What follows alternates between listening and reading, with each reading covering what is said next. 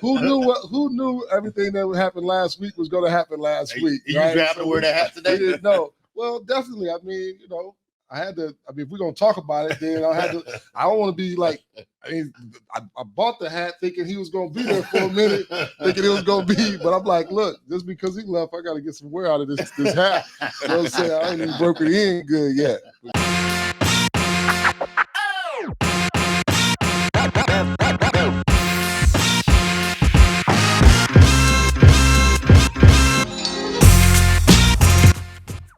So what up, though? It's Deion Sanders, CEO of Black News Detroit, and we are back with another episode of Speak for Yourself. I'm here with Ken Elkins, our COO. Ken, tell the people what up. What's happening? We are also here with the special guest, Sean Rouse, and he is going to introduce himself and the places and spaces that he represents.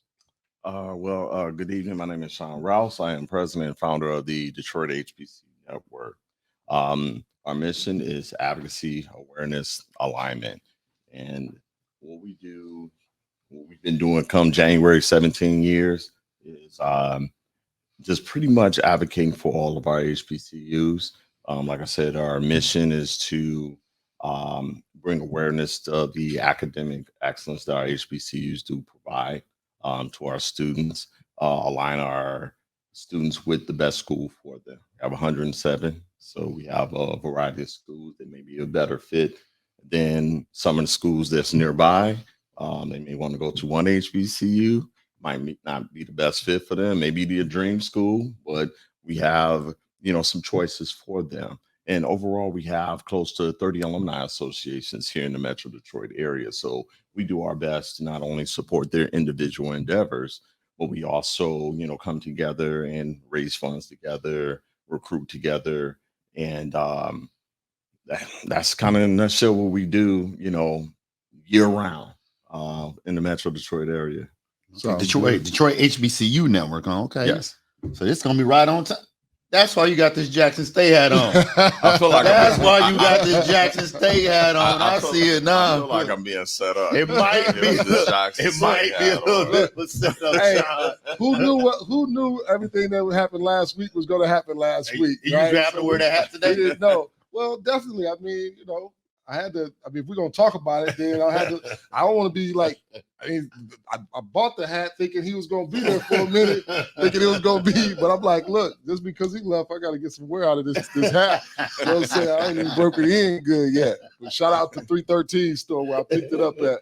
I'm sure they're gonna have some Colorado gear. Oh my God. On sale now. They're gonna be on sale. I'm about to go get one. Right. Oh, this is gonna be on sale. I'm about to go get one right now. Yeah, but talk about advocacy, right? Right. I mean, I think that in a place like Detroit, we would hope that it'd be easy to sell us on the HBCU experience. Can you talk about advocacy and why it's necessary and what does it look like? Well, it's still, in my opinion, an uphill battle. We still have to, educate and re-educate our community on the importance of sending, our students to our schools. And it never stops. It never stops. That's why we do this year round with college fairs, different panel discussions. It never stops. And things change, along the way. And they still have questions. They still have misconceptions about HBCUs, the education that they will receive. And that's not just with the students, but the parents. We try to, answer those concerns in regards to being away from home and things to that matter. So we provide different options from, our college fairs to one of our staples being the, we call it the HP session. We've been doing that since year one. What that entails, we have a panel of alumni, probably about 8 alumni from 8 different schools, 8 different career backgrounds, a few generations of graduates. So, and they talk about their experiences before, during, after. We talk about why we decided to go to HBCU, why we decided to go to that particular HBCU. We speak about the things that we did, activities and and what have you, we participated in while we were at school. And we talk about, our postgraduate experience. So, Yeah. It's interesting talking about like some of the misconceptions. I remember when I was coming up, from what small information that my mother may have known, even myself, like I thought you had to go far to attend the HBCU. Is that true? Do I have to go far? Do I got to go to the South or all the way? no, not at What's the all. closest one I can go to? Closest to Central State, Wilberforce. Probably the next closest, Kentucky State University. Okay. Great schools, great alumni base here, very strong alumni amongst all three of those schools. And you don't have to travel far. You can even come all the way down to Nashville, Tennessee State University, my alma mater. Not too far away from home, far enough to get away from home, just as I advertise. Okay. Nice. Yeah. So my daughter went through. My daughter's at MSU now. She had a couple HBCUs that were kind of top choices for her. To be honest, for us, it came down to a financial decision, and I would say that we probably weren't as educated as we could have been. Right. So if there's somebody out there that's kind of sitting in the space where me and my wife was last year when we were looking at all the options, is there something that you want to share with us, or you could have said to us to say, talk about some options for some financial support that may have made it, within reach for us? It's like, you mean because it was out of state? Is that what you're saying? Like, was Yes. that the financial Yes. hiccup? Yes. Because of that? Yep. The schools that she was applying for, and I think the one that she had got accepted into, the cost difference was going to be pretty substantial. Okay. For us, and it just for us, like it made more sense financially for her to stay here and go to MSU. Okay. So what about that? What is some options? Is there any options for the out of state situation? Scholarships. True enough, we can, take out loans, apply for Pell Grants. But there's literally billions of dollars of scholarships for, Black people that we don't tap into because of the work involved. That's what we discovered through conversations.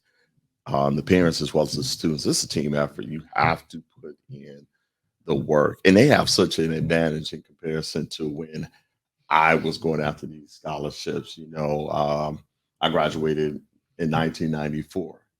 Before the internet. They have that to their advantage now. I think about the days where I had to sit up late at night and fill out, on my word processor. I know I'm dating myself, and Right. fill out, write letters asking and sending off and, putting a stamp on a, envelope and just simply asking them to send me an application.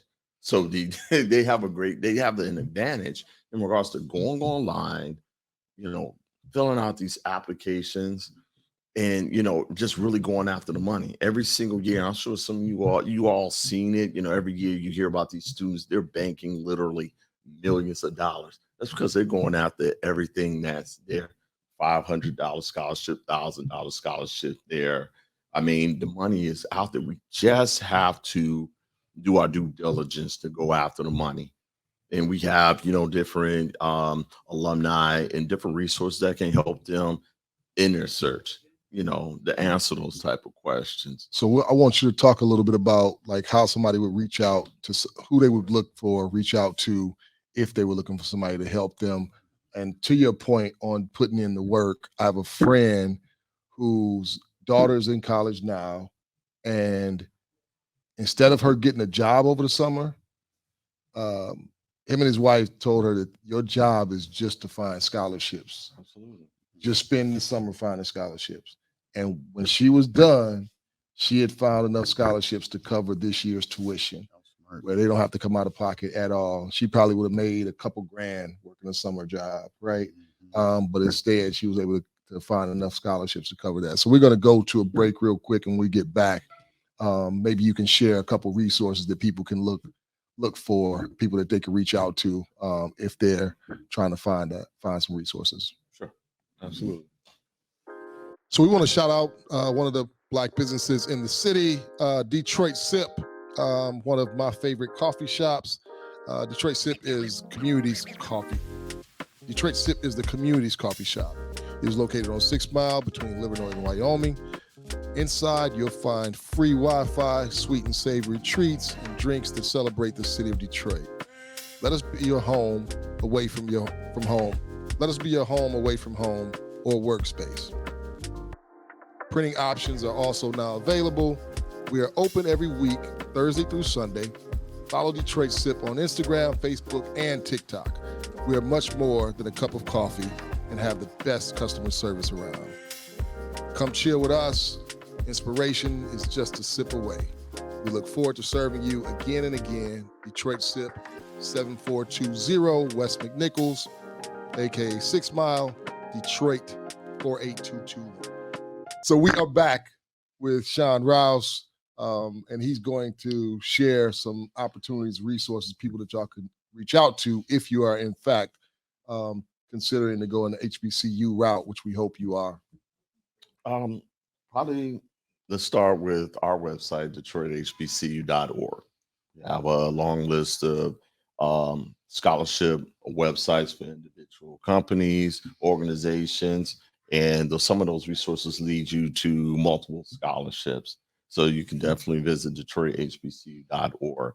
Probably one of the biggest resources I have here locally is one of my fellow alum who is a graduate of Grambling State University, Jennifer Smith. Shout out, Jennifer. Yeah, shout out to Jennifer Smith of Closing the Gap Detroit.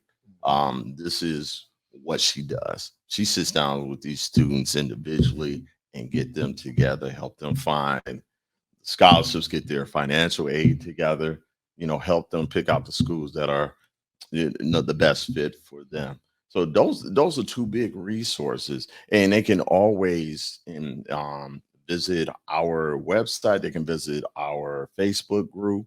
A plethora of resources. You join the group. We're always handing out and posting information in regards to scholarships, different events in regards to scholarship, financial aid planning, scholarship events.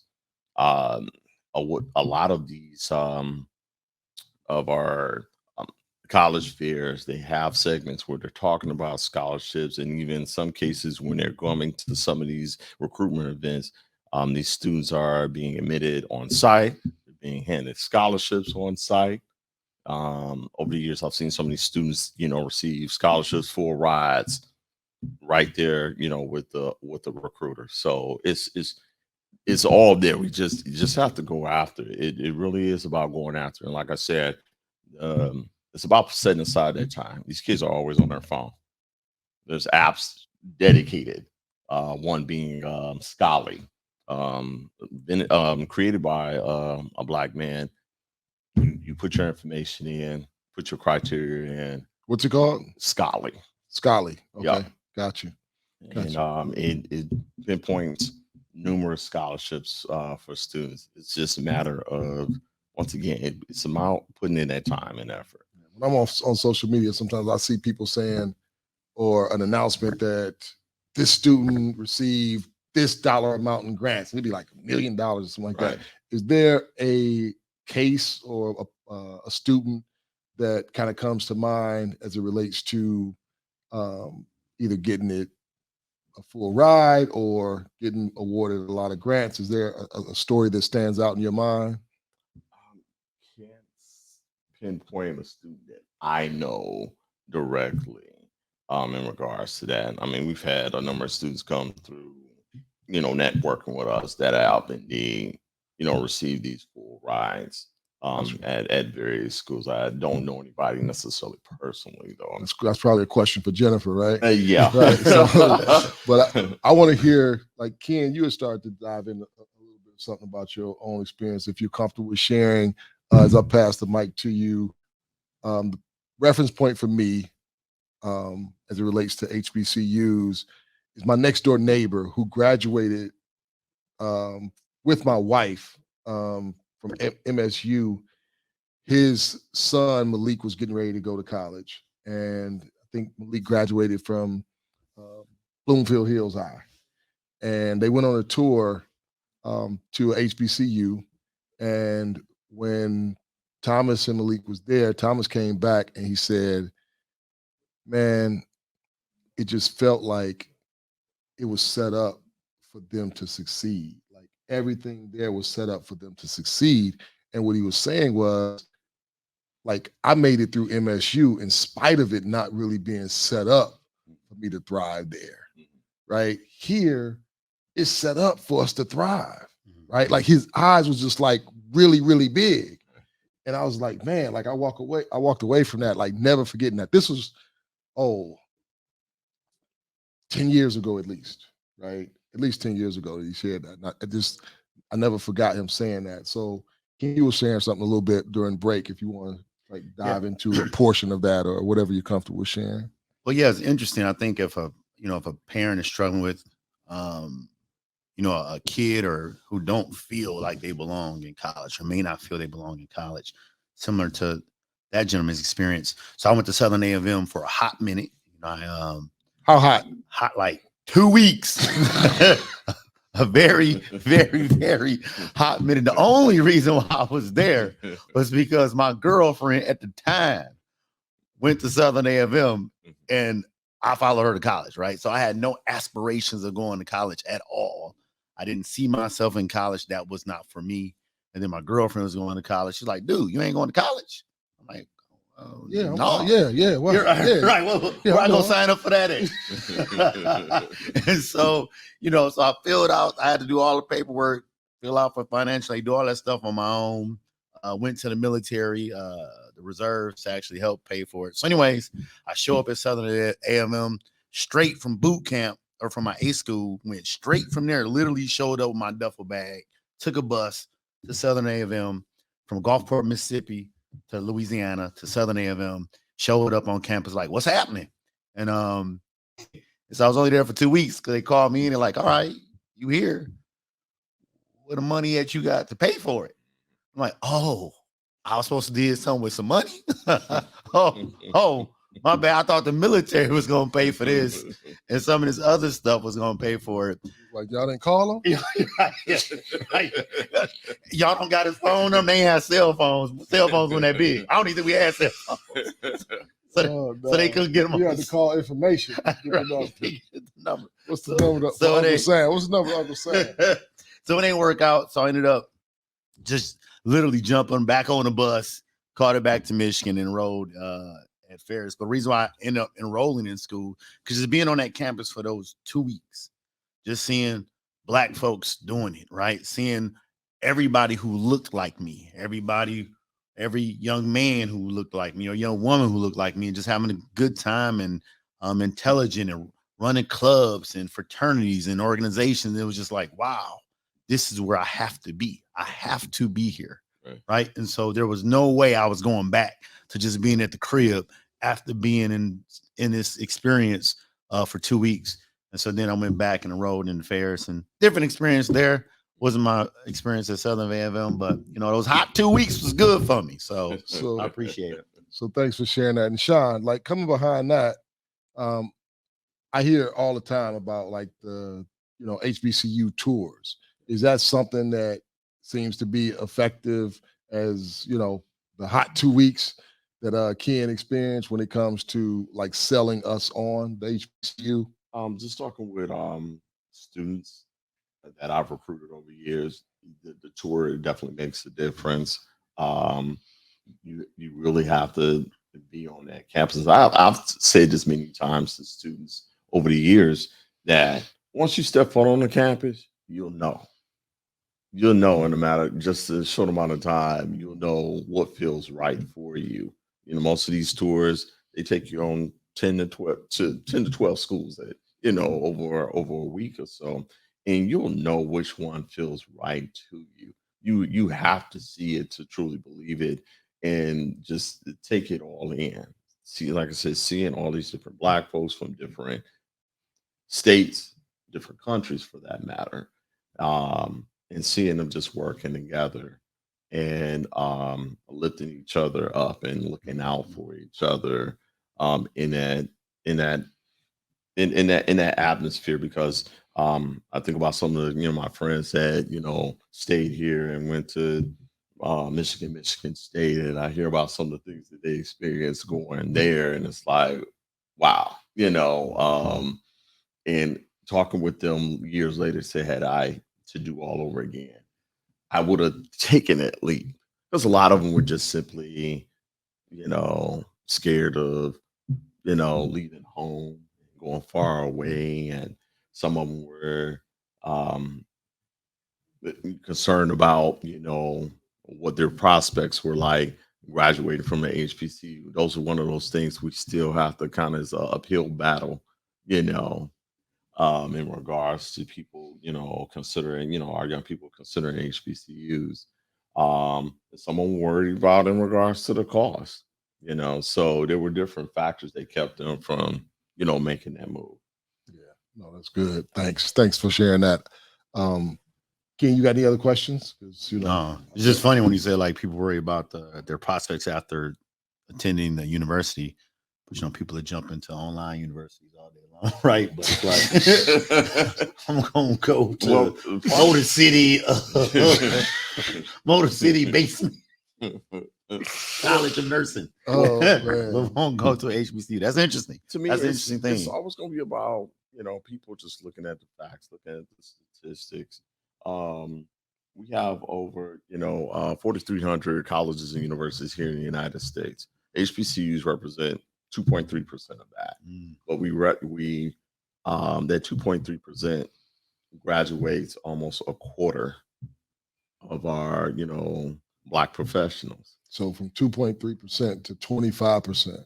Yeah, right? I mean. You look at the numbers. That's some good odds. You look at the. I mean, you can't. The numbers don't lie. You look at, 50% of Blacks that go into graduate school come out of HBCUs. So, 8 out of 10 PhD candidates, Black PhD candidates, graduates come out of HBCUs. 80% of our doctors, 50% of our engineers, 40% of our military officers. You break it down by profession, we still have a large number coming out of our HBCUs in comparison those to some PWIs. serious stats. Yeah. Almost a third of Blacks that are in STEM careers come out of HBCUs. 40% of Black women in STEM careers come out of HBCUs. So once again, those are very large numbers coming out of just 2.3%. Wow. It goes back to what you were saying, set up to thrive, like my man said, right? So set up to thrive, right? And so that's a excellent point to that. So. Yeah. I mean, it seems like you think about the term wraparound services being kind of like a newer term, right? But it sounds like really that's where it was birthed. Probably wasn't called that, right? As I think about stories of people just, a friend of mine who graduated from HBCU, he's a professor at U of M. He has a doctorate degree, to your point, right? But he talked about like some sisters that just came and took him under their wing and was like, we're going to make sure, like, it's our job to make sure you get across the finish line, and just things like that. So yeah. If I got my if I stayed at Southern A&M, I probably got a PhD and I'd be here with you. So I've been all right. Damn. I ain't you stay.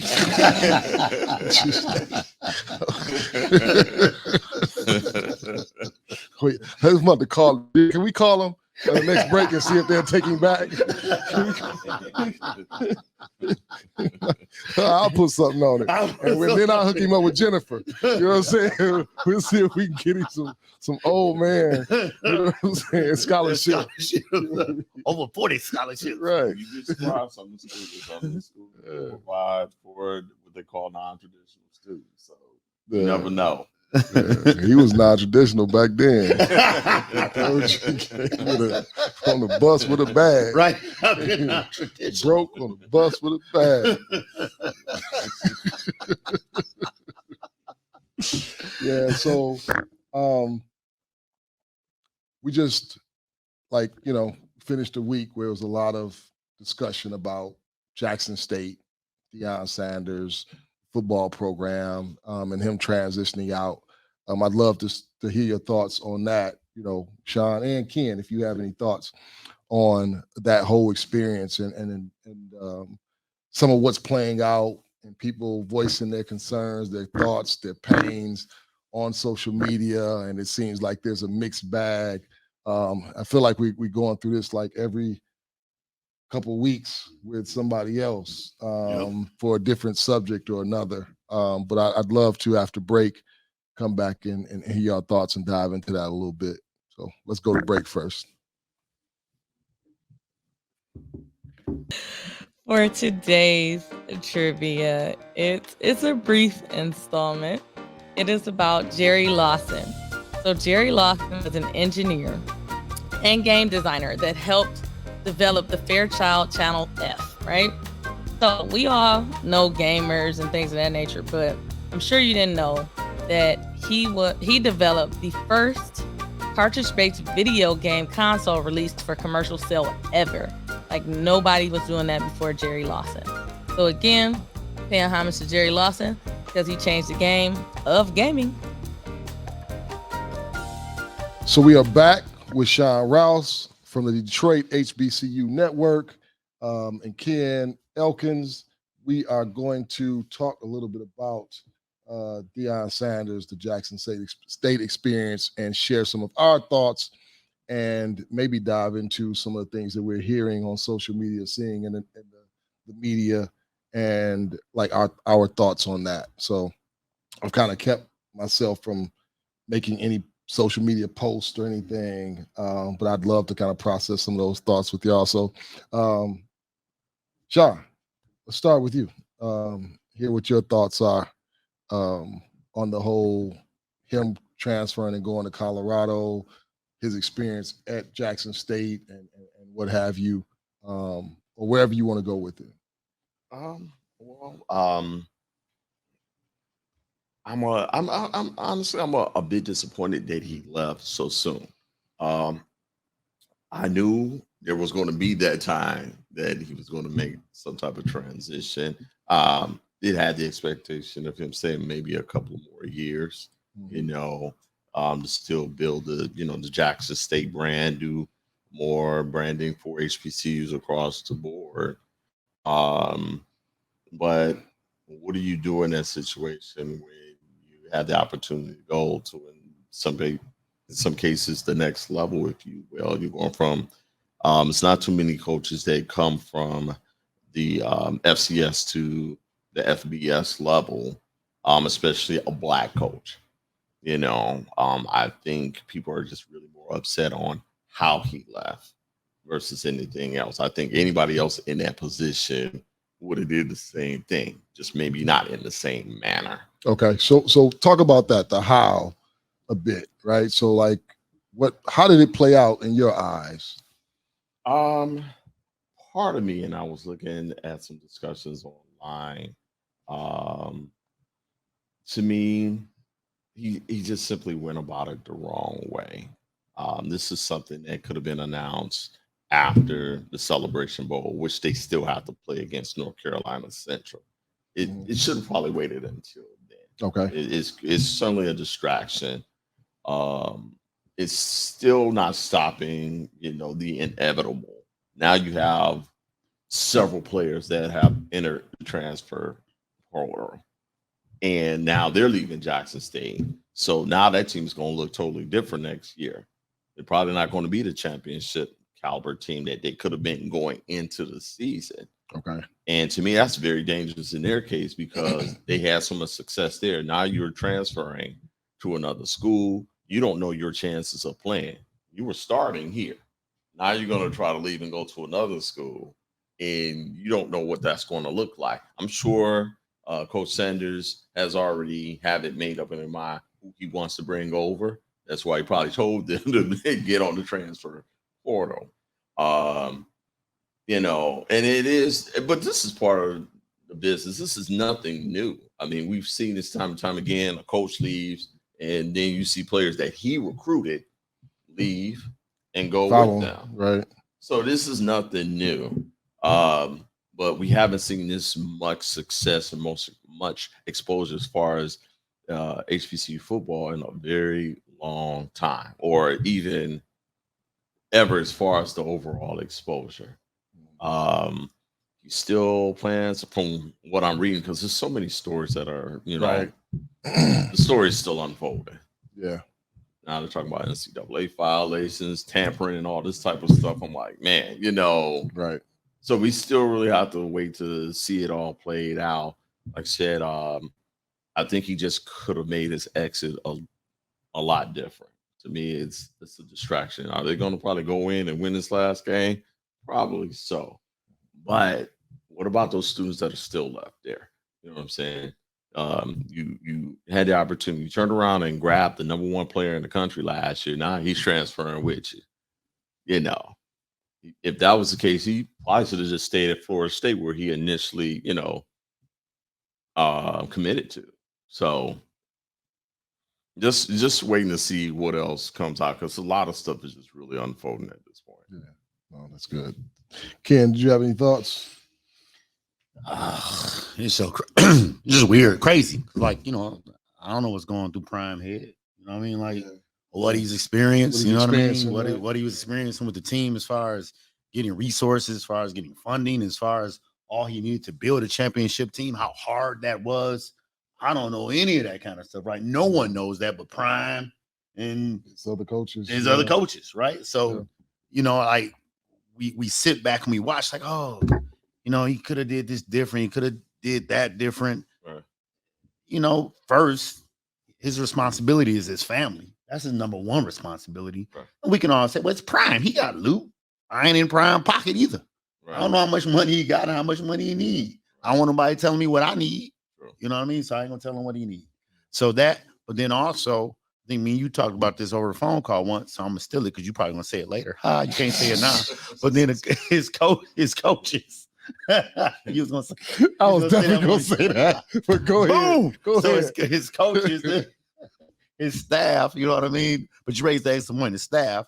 So they have an opportunity to move up. I totally jack what you was gonna say. I love it. It's nothing new, bro. You do that all the time. It wouldn't be you, right? But his staff having a responsibility for them and being able to put them in a better position, right? Being able to put some of the players just following them in a better position. So, all of that I think is huge. And then he did. How much time do you have to put into anything when you show up and you do your job, right? As you just mentioned, he showed up and he put HBCU's football on the map, meaning starting to get ESPN coverage. Right. I'm not going to say people didn't know about the football program, but getting ESPN coverage, right? Because of who he was and how flagrant he was, mainly because there's other NFL coaches that coach HBCUs. Right. It's just prime time. So, because of that, that's why you're in the Aflac commercial, right. but so he did it. He showed up, got the attention, was able to recruit top recruits, bring attention to the football programs, and that these football programs can do it too. At some point, can he say, all right, I did my job here.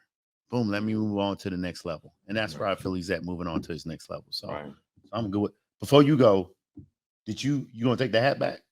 I'm not gonna take the hat back. Yeah, because you only bought it because of Deion. You ain't never had a Jackson State hat, Southern a Tennessee State. You ain't never had a black college hat until prime time showed up. Touche. Should I be? You want me to be ashamed of that? Like I just wonder how you gonna take it back. I bought a hat that represents an HBCU from a black-owned establishment. Now you gonna put the black-owned establishment. So you gonna put the black-owned establishment on there. If you want me to take it back because he's no longer there. I really want it. And the black establishment that I purchased it from lose the sale. You know what I mean? If that's what you're advising me to do, I'm still not going to do it. But it's interesting. You know what I mean? I want you to sell it to me. Yeah. So my thoughts are, in addition to what Ken just articulated.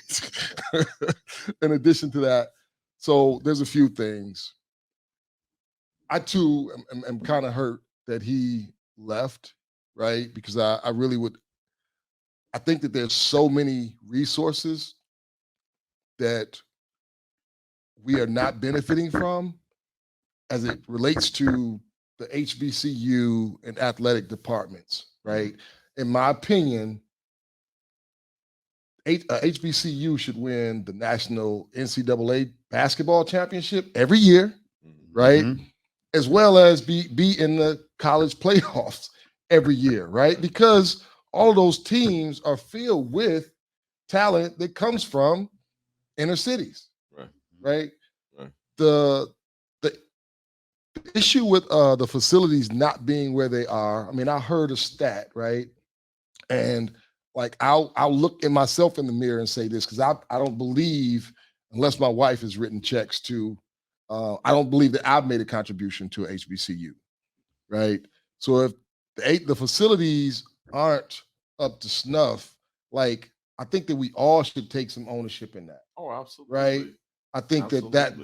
that's a problem that we don't need somebody else to solve, right? If there's a There you plan go. in place that says, "Hey, here's where we want to go," like it didn't necessarily take Deion Sanders like to do that, but I think that he gave us a blueprint, right? I think there's a blueprint that we can follow now and say, what does it look like? Go ahead, The Sean. blueprint, excuse me, has always been there.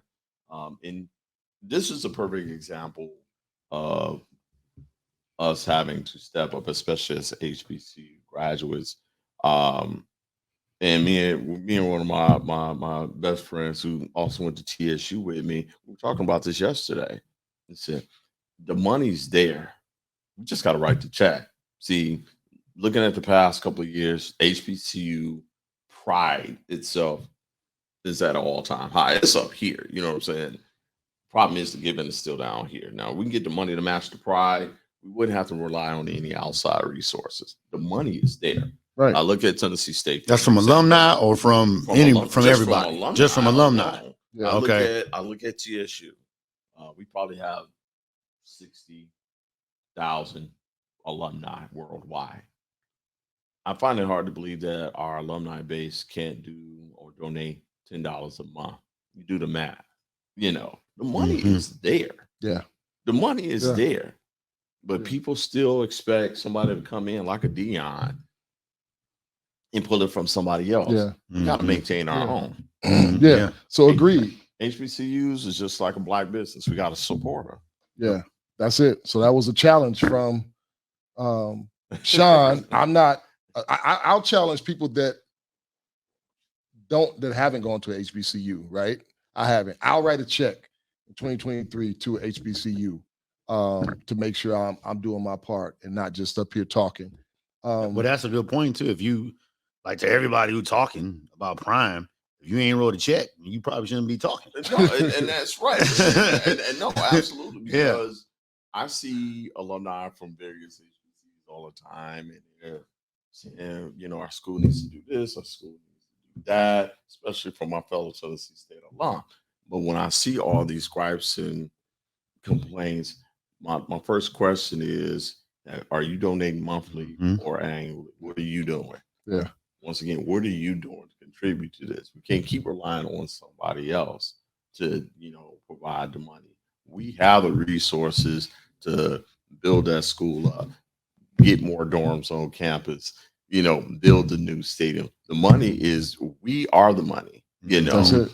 That's it. We are the resource. We're the primary resource. We just have to start writing the checks. I write a check to Arkansas. I got a nephew that said, UAPB. yeah. So Pine Bluff, okay. yeah. So I'll commit to writing a check to Pine Bluff. Some of my other thoughts, right, is that some of the backlash that he's dealing with, right, and to your point, Ken, that this is not one that you stole from me. this is a point you made in addition to my point. Like, we don't know what he's going through, right? Like we know what it's like to start and run organizations, right? Mhm. We know what it's like to start and run organizations that are focused on supporting Black folk. You know what it's like to start an organization that's focused on supporting Black folk in HBCUs, right? So we all know what it's like to not get the type and level of support from the Black community that we would like to see, right? I can go and give a presentation and talk about Black Leads Detroit donating and lending money to Black entrepreneurs, creating access to capital, and grinding. Like we bust our ass like at Black Leads Detroit. We got a team of 5. And before the year ends, we will have dispersed over $1 million to Black entrepreneurs in Detroit, right? In 3 years. Yeah, in 3 years, right? Mhm. And running 1 year with no staff, no paid staff, everybody volunteering. I can stand up and give a presentation and talk about what we do and invite everybody to donate. $1 a week is what we ask for, right? And I'll have more people come and ask me about how can they get funding, which is an important question, and we want them to ask that. But I won't get the same amount of people coming saying, hey, how do I sign up? And if you're asking yourself that right now, blackleadsdetroit.org, click on that join now button. But so I say that to say that while running these organizations, he's coaching the football team, he's recruiting, right? He's going out finding money and resources to come in that way. I think Under Armour came to the table. Was it Walmart that came to the table? Right. That's just 2, right? I think what's the brother that's on? Michael Strahan came through to make sure. Line of suits. And Exactly. He came through to make sure the team was tight when they were on road trips and whatnot, right? So he's going out doing that, coaching, recruiting. You know what I mean? Like dealing with whatever else he's dealing with. That's a really, really big ask. Yeah. Now, the backlash, here's my concern. The backlash might cause somebody that has similar name recognition that's considering doing the same thing to think twice about it and say, you know what? I know what he went through. That person would know and understand more what it takes more than what we would. And they'd be like, man, I'm not signing up for that.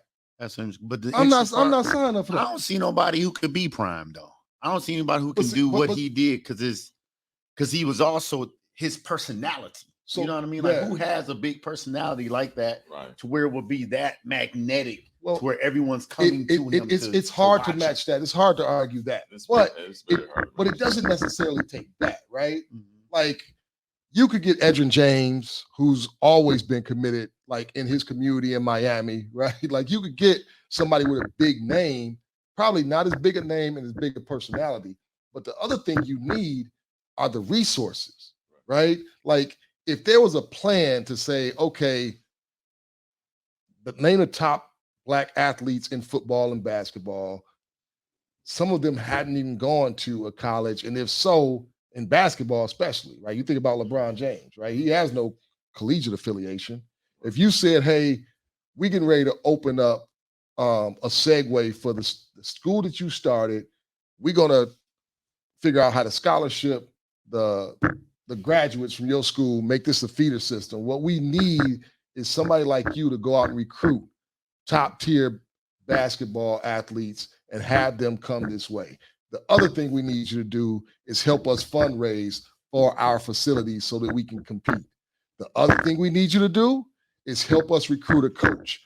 Heard Mark Jackson hadn't had a head coaching job since he was ousted in Golden State, right? There's several, like you put together the money and the plan, right? If I wasn't running Black Leads Detroit and I had the name recognition, that's what I'd be working on right now. Because you build it, you can create that in 10 years, and the benefits that will come behind that, we wouldn't have to worry about the HBCUs anymore, right? Like if you had 4 that were competing at the same level as the Alabamas in football and the Kentuckys in basketball, that would bring all the funding that the colleges need, and they'd be able to support some of the other HBCUs that aren't doing as well. You see what I'm saying? There's no way nobody should be winning a championship in basketball or football other than the HBCU if we had a plan in place. And the point of us being so upset that we publicly like shame somebody for doing way more than we did in the first place as an individual, that's a problem. Yeah. You know what I mean? Because like you said, support. Because as Sean said, it has to be just support from Black people, period, right? To the HBCUs. Because when you to me personally, it's just really not an excuse at this point. You know, like I said, we have so much pride in our schools. but we should just change the name of one of them to Gucci.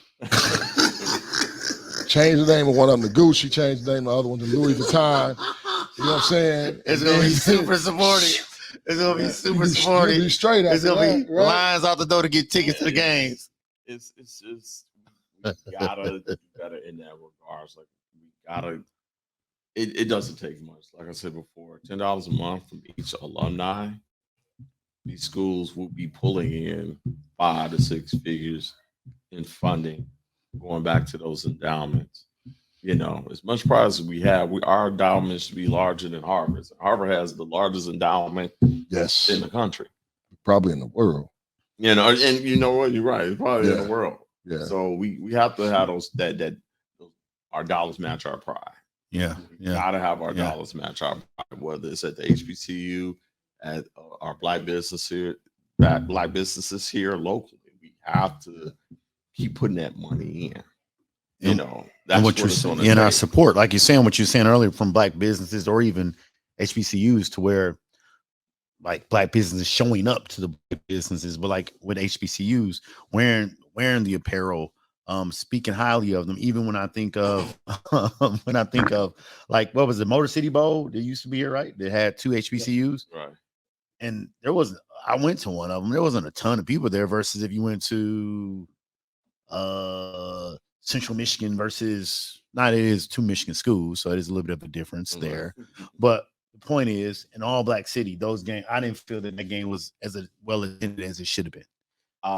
Looking at those games in the past, part of it was because of promotion. Okay. Yeah. That's been that's always it, right? Past. Okay. It wasn't the promotion. I think when it's eventually brought back, you know, you're gonna see a big difference. Okay. Because we're the blackest city in the nation. Right. You know, and there's no reason for people not to kind of gravitate towards a game like that. I think we're in a good position probably in the next couple of years to do that. Okay. And bring back the football classic to Detroit. You know, unfortunately, COVID kind of postponed what was coming. Mm-hmm. Tennessee State versus Southern, which would have been a big draw. Mm-hmm. You know, so I'm looking forward to hopefully circling back and bringing TSU up here with Southern University. We have large alumni bases. Okay. And people, I knew people that were coming back all the way from Cali and come back to Detroit for that one, you know. So I know it will be a major draw here in Detroit. We got so much going on here in Detroit. You know, you just off a weekend, a football classic weekend here in the city. Yeah. The economic impact that it would make, you know, is crazy. I see what the other classic games do in probably smaller cities. Okay. So now, as the Detroit HBCU network, were you guys a part of bringing that Motor City Football Classic to the city, or? Yeah, we were working with the executive producer and the Maju group, and they're still working on that. Okay. So I'm constantly checking for updates to see what's going on. So we get sweet tickets when they come back. That's what I'm getting around to. I'm gonna talk to her about that. You stutter, bro. That was a stutter. I'm gonna need a yes quicker. We're gonna talk about that. You know what? Look his name up and see he still owes some money to that college he was at for 2 weeks. We're gonna have to wait to air this podcast, Jared, to see if we get some of them sweet tickets. No, but quick round to wrap up. So you heard about what we do at BLD. When you heard about us and the fact that there's funding intentionally for Black entrepreneurs in the city of Detroit, how did you hear about us, and what was the first your thoughts about it? Actually, I met Sharia Ayers, who's part of your team, and she introduced me to Black Leaders Detroit. Started telling shout out Sharia. Yeah, shout out to Sharia. And she was telling me about what you all were doing. And that was the first time I had heard about Black Leaders Detroit. I was like, this is dope. You know, they handing out, you know, money to Black businesses, providing, you know, no interest loans and grants, etc. You know, to, you know, keep the, you know, these businesses going, you know. and I'm all for it. You know, I've paid my $52.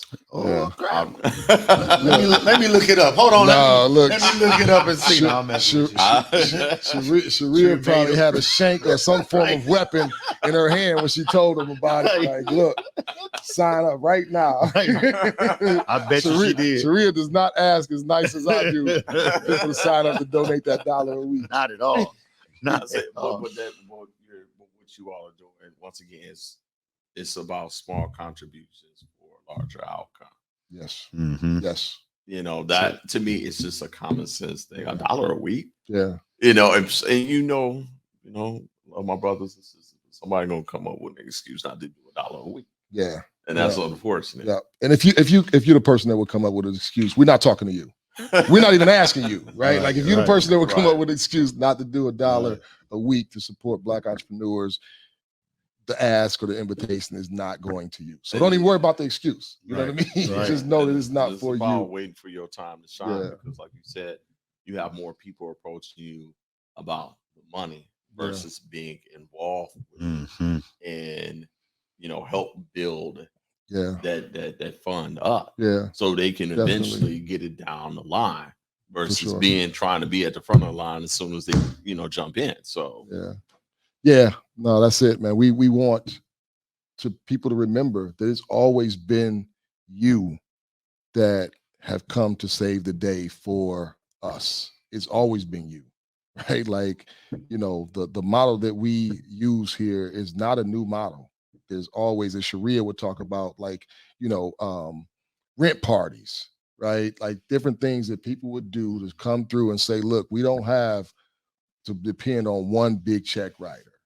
But if we collectively come together and it's worked in so many ways. Yes. I go back all the way to President Obama's campaign when he was initially running. Right. Kids was giving up their allowance. Right. to donate to his campaign. Right. He had one of the largest, probably still the largest, campaign fund, and the way he generated was like no other campaign. Yes. So Yep. Man, well, thank you for coming to hang out with us. Thank you. We appreciate it. And we appreciate the work that you're doing. And we hope that, the people that are listening here will look to the HBCU community for their education, but also to come in and support the work that's being done there. Thank you. I appreciate you all having me. And once again, DetroitHBCU.org. Welcome to visit. We got a wealth of information from scholarships, listing of all 107 of our schools listed by state, so they can go in and start researching these schools, researching the money that's there, looking at the facts, which I hope will, definitely educate them in regards to why they should be taking a more, a better look at our schools. These were for us, and it's just a big benefit behind it. Huge benefit behind being a HBCU graduate, especially here in Detroit. We have a great network. Yeah, that's it. Thanks. Peace. Peace.